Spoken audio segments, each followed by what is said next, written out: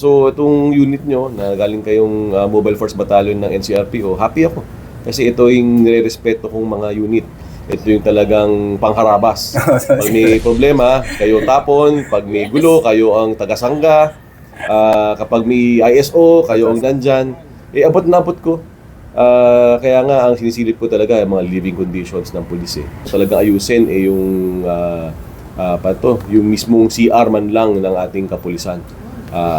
Lalong-lalo na sa mga RMFB. Sana in the next 5 years meron tayo makuhang pondo para mapaayos natin ang mga kasilyas na ating kapulisan. Kasi how can you expect to work kung ang inyong living conditions ay subhuman, di ba? Paano ka makapagserbisyo kung gusto mo na lang magsulong, magbasa ng cellphone habang nasa CR, tapos nandidiri ka pa sa iyong kapaligiran.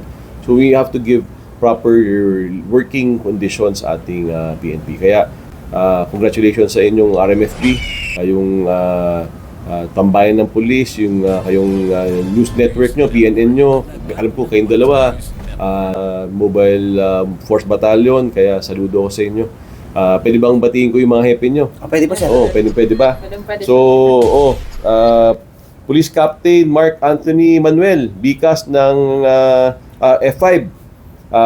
Police Colonel Celso M. Rodriguez, RMFB NCRPO, napisulot po sa inyo.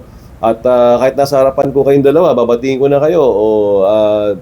Chief Master Sergeant Mauricio Ruiz, Patrolwoman Danica Bungo, nice to meet you. Actually, nagkita na tayo minsan sa field. Nalala ko nung nagkaroon ng sa malakihang rally na kinover nyo. Nalala ko yon.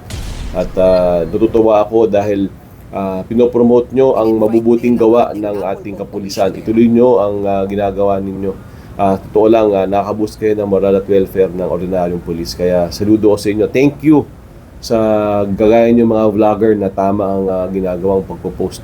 Thank you sa binibigyan nyo ng plataforma ang ating ordinaryong pulis. Maraming salamat sa inyo. Mula po dito sa National Police Commission at sa ngalan po ng aming PNP Chief, Police General Jose Melencio C. Nartates Jr. At sa aming butihing Regional Director ng NCRPO, Police Major General Anthony A. Abirin. At sa aming pong Force Commander ng RMFB na walang iba kundi si Police Colonel Celso M. Rodriguez. At sa aming pong Bikas F5 Chief, Police Captain Mark Anthony Manuel.